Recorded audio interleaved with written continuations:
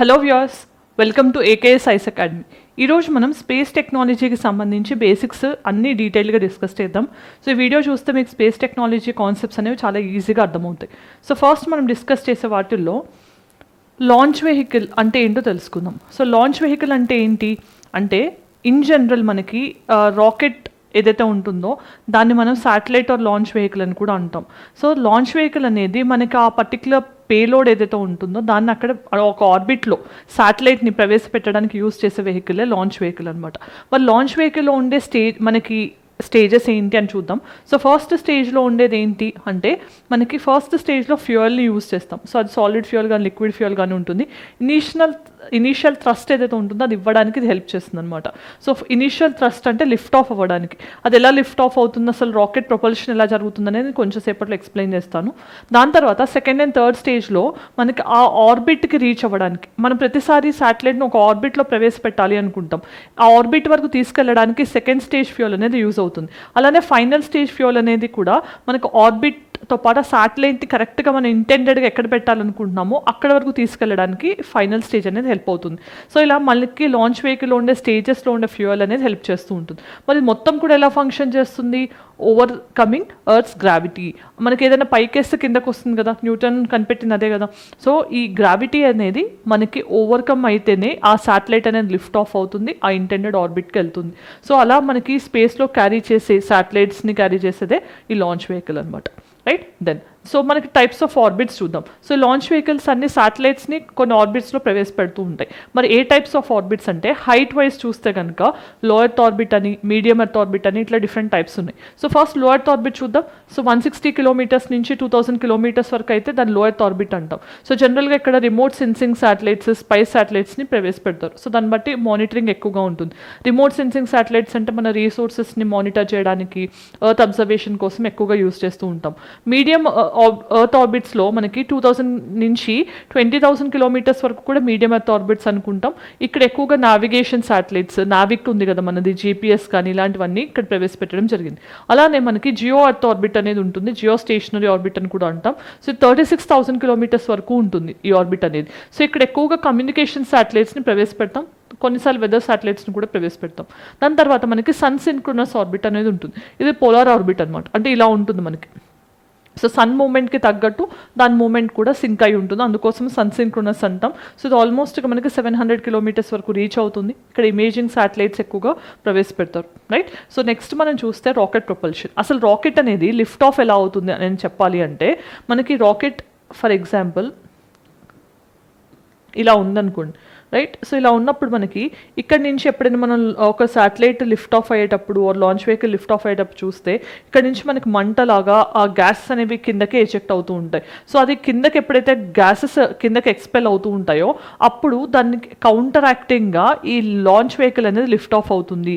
Newton's third law, యాక్షన్కి equal in opposite reaction ఉంటుంది కదా, సేమ్ ప్రిన్సిపల్ ఇక్కడ అప్లై అవుతుంది. రాకెట్ ప్రొపల్షన్లో మనకి ఈ లాంచ్ వెహికల్ ఏదైతే ఉంటుంది, లాంచ్ వెహికల్ లిఫ్ట్ అవ్వాలి అని అన్నప్పుడు మనకి కిందకి ఆ గ్యాసెస్ అనేవి ఇగ్నైట్ అయ్యి బర్న్ అయ్యి కిందకి వస్తే దానికి కౌంటర్ యాక్టింగ్గా ఈ లాంచ్ వెహికల్ అనేది లిఫ్ట్ ఆఫ్ అవుతుంది. ఇదే రాకెట్ ప్రొపల్షన్లో ఉన్న ప్రిన్సిపల్ అనమాట. నెక్స్ట్ మనం చూస్తే అసలు ఇక్కడ యూజ్ చేసే ప్రొపలెంట్స్ ఏంటి? ప్రొపలెంట్ అంటే ఫ్యూయల్ ప్లస్ ఆక్సిడైజర్. దీన్ని ప్రొపలెంట్ అంటాం శాటిలైట్స్ కమ్యూనికేషన్ పాయింట్ ఆఫ్ వ్యూలో. సో ఫస్ట్ సాలిడ్ ఫ్యూయల్ విషయంలో చూస్తే సాలిడ్ ఫ్యూయల్ అనేది ఆక్సిడైజర్తో కలిపితే కనుక దాన్ని మనం సాలిడ్ ప్రొపలెంట్ అంటాం. సో దీన్ని ఎందుకు యూజ్ చేస్తాం? ఇది సింపుల్గా ఉంటుంది, ఈజీగా ఉంటుంది.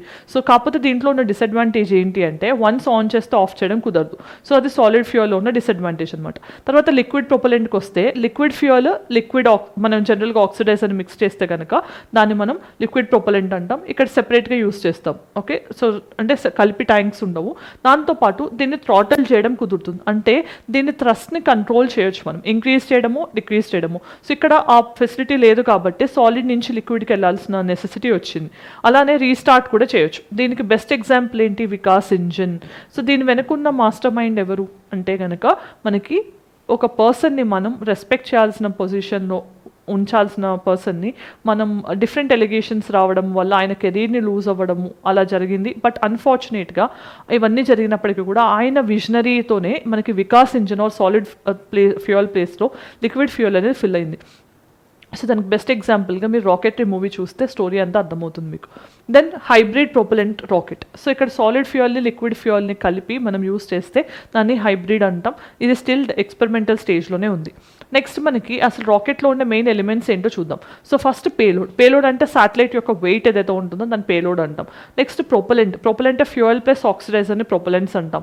నెక్స్ట్ స్ట్రక్చర్, ఆ ఏరోడైనమిక్స్ అంటే మనకి లాంచ్ వెహికల్లో కానీ రాకెట్లో కానీ ఉండే ఈ ఏరోడైనమిక్స్తో పాటు కంబర్షన్ కాస్టింగ్స్ ఏవైతే ఉంటాయో వాటన్నిటిని కూడా స్ట్రక్చర్ అంటాం. అండ్ గైడెన్స్ అండ్ కంట్రోల్ అంటే నావిగేషన్ని కానీ లేకపోతే సెన్సర్స్ని యూజ్ చేసేవన్నీ కూడా మనకి గైడెన్స్ అండ్ కంట్రోల్ సిస్టమ్స్ కిందకు వస్తాయి. నెక్స్ట్ క్రయోజెనిక్ టెక్నాలజీ అనేది కూడా వింటూ ఉంటాం. అసలు క్రయోజెనిక్ అంటే ఏంటి? మనం ఆ ఫ్యూయల్ని ఎప్పుడైతే కనుక చాలా లో టెంపరేచర్స్ అంటే మనకి -180 ఆ టెంపరేచర్స్లో స్టోర్ చేస్తే దాన్ని క్రయోజెనిక్ టెక్నాలజీ అంటాం. సో ఎక్స్ట్రీమ్లీ లో టెంపరేచర్స్లో స్టోర్ చేయడం.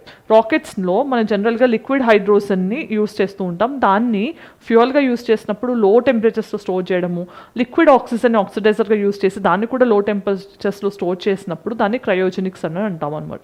దీనివల్ల బెస్ట్ యూజ్ ఏంటి అంటే ఎక్కువ ఫ్యూయల్ ఎఫిషియన్సీ వస్తుంది, కానీ ఇది లీక్ అయితే రిస్క్ ఎక్స్ప్లోజివిటీకి కూడా ఛాన్స్ ఎక్కువగా ఉంటుంది. సో దీనివల్ల మోర్ ఎనర్జీ అనేది కేజీ సాలిడ్ లిక్విడ్స్తో పోలిస్తే ఎక్కువగా థ్రస్ట్ అనేది రియలైజ్ అవ్వచ్చు. దాంతోపాటు హెవియర్ పేలోడ్స్ యూస్ చేసేటప్పుడు ఎక్కువగా క్రయోజెనిక్స్ని యూస్ చేస్తూ ఉంటాము. నెక్స్ట్ అసలు ఇండియా యొక్క క్రయోజెనిక్ జర్నీ ఎలా ఉంది అని చూస్తే, ఇనీషియల్గా మనం దీన్ని అడిగినప్పుడు MTCR అంటే మిసైల్ టెక్నాలజీ కంట్రోల్ రిజీమ్లోకి మనం 2017 ఆ టైంకి వెళ్ళాం, కానీ అంతకుముందు మనకి యాక్సెస్ లేదు. ఆ రీజన్ సైట్ చేస్తూ చాలా వరకు కంట్రీస్ లైక్ US కానీ USSR కానీ ఇవన్నీ కూడా డినై చేశాయి. సో 1990s వరకు మనకి క్రయోజెనిక్ ఎవరు ఇవ్వలేదు. సో 2004లో రష్యన్ హెల్ప్తో మనం క్రయోజెనిక్ డెవలప్ చేసాం. తర్వాత మన ఇండిజినస్గానే అంటే ఓన్గా ఈ క్రయోజెనిక్ ఇంజన్ 7.4 CE-20 అనే ఇండిజినస్ ఇంజన్స్ని డెవలప్ చేసుకున్నాము. దాంతో మనం GSLV కానీ LVM-3 హెవియెస్ట్ లాంచ్ వెహికల్ ఏదైతే ఉందో వీటన్నిటిలో కూడా ఈ క్రయోజెనిక్స్ యూస్ చేయడానికి హెల్ప్ అవుతుంది. సో వీటిని ఎక్కడ యూస్ చేస్తున్నాం మనం అంటే ఎక్కువగా కమ్యూనికేషన్ శాటిలైట్స్తో పాటు inter planetary machines Gaganyaan, Chandrayaan three వీటన్నిటిలో కూడా దీన్ని యూస్ చేస్తున్నాం. సో సెల్ఫ్ రిలయన్స్కి ఇది ఒక బెస్ట్ ఎగ్జాంపుల్గా చెప్పొచ్చు. నెక్స్ట్ మనకి రీయూజబుల్ లాంచ్ వెహికల్స్ కూడా రీసెంట్ టైమ్స్లో న్యూస్లో ఉన్నాయి.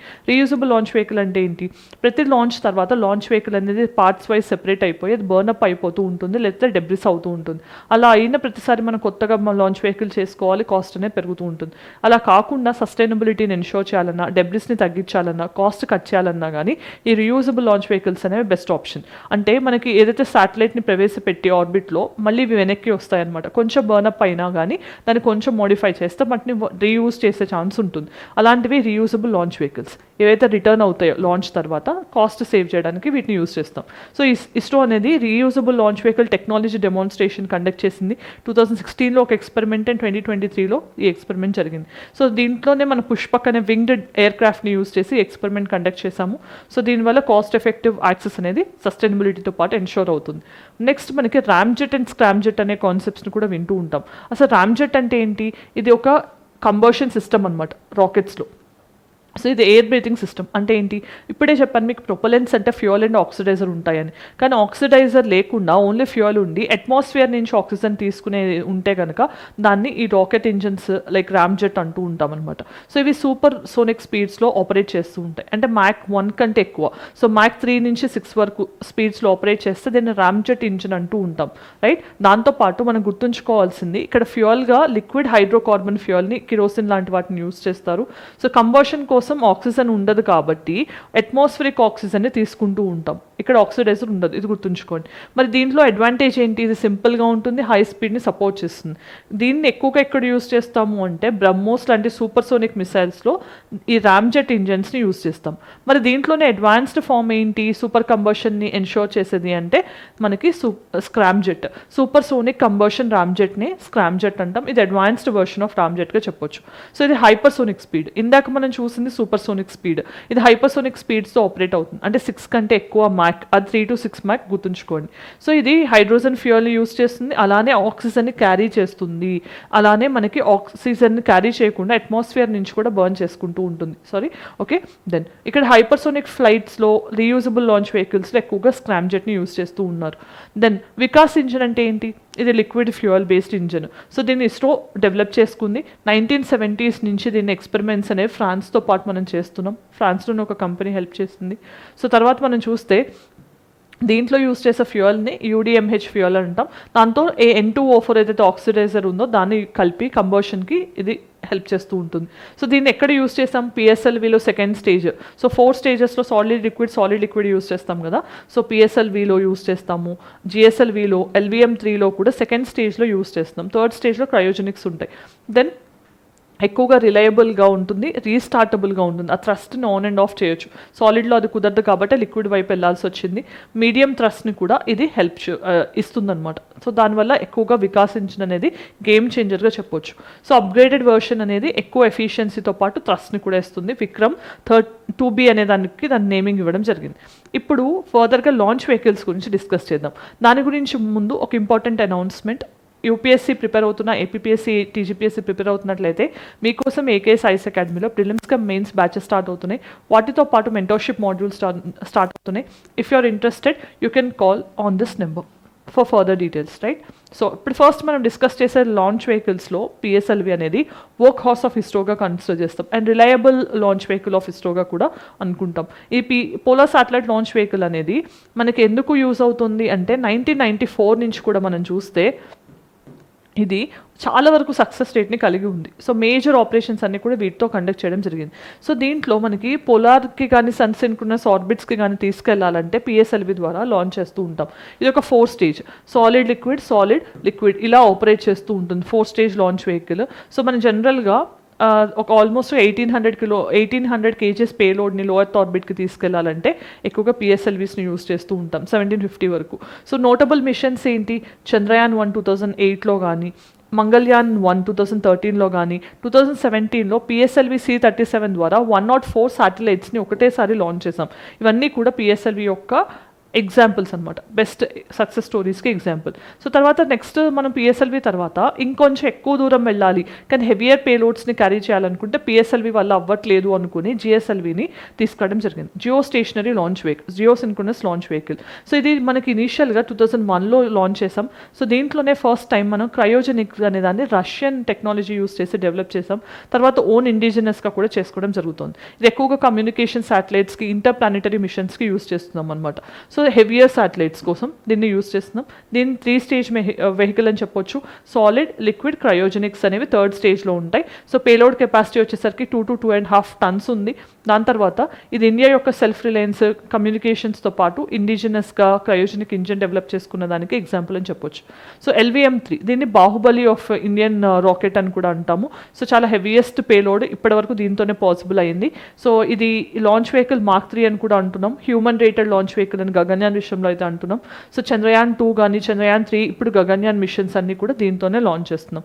సాలిడ్, లిక్విడ్ అలానే క్రయోజెనిక్ దీంతో లాంచ్ చేయడం జరుగుతుంది. సో దీని పేలోడ్ 4 tons ఏమో మనకి ఆల్మోస్ట్గా జియో ట్రాన్స్ఫర్ ఆర్బిట్ వరకు, 10 tons ఏమో లియో ఎర్త్ ఆర్బిట్ వరకు. అంటే డిస్టెన్స్ పెరిగే కొద్దీ పేలోడ్ కెపాసిటీ తగ్గుతుంది, డిస్టెన్స్ తక్కువ ఉంటే కనుక పేలోడ్ ఎక్కువ అవుతుంది. ఇది గుర్తుంచుకోండి. ఇది హ్యూమన్ స్పేస్ ఫ్లైట్ లైక్ గగన్యాన్కి ఇది మెయిన్ లాంచ్ వెహికల్గా ఉంది. అలానే హెవీ కమ్యూనికేషన్ శాటిలైట్స్కి, ఇంటర్ ప్లానెటరీ మిషన్స్కి కూడా ఇది హెల్ప్ అవుతుంది. దీనికి సంబంధించి కొన్ని ప్రాక్టీస్ క్వశ్చన్స్ చూద్దాం. Which of the following best describes working principle of a rocket? Bernoulli's principle, Newton's third law of motion, Pascal's law of conservation of energy. మరి రైట్ ఆప్షన్ ఏంటనే కామెంట్ సెక్షన్లో చెప్పండి. Cryogenic engines are preferred because they have higher efficiency, use fuel oxidizer at very high temperatures, enable launching heavier payloads. మరి వీటిలో ఏ options correct? 1 and 3 only, 2 and 3 only, 1, 2 and 3. మరి ఏది correct అనేది comment section చెప్పండి. Next, Vikas engine developed by ISRO is a solid propellant engine, a cryogenic engine, a liquid propellant engine, a hybrid propellant engine. మరి ఏది వికాస్ ఇంజన్కి correct description అనేది comment section చెప్పండి. మరి ఈరోజు మనం ఎస్ఎన్టీకి సంబంధించి స్పేస్ టెక్నాలజీలో బేసిక్ టర్మ్స్ అన్ని కూడా డిస్కస్ చేయడం జరిగింది. ఈ వీడియో ఇన్ఫర్మేటివ్ అనిపిస్తే let me know in the comment section. Thanks for watching. All the very best.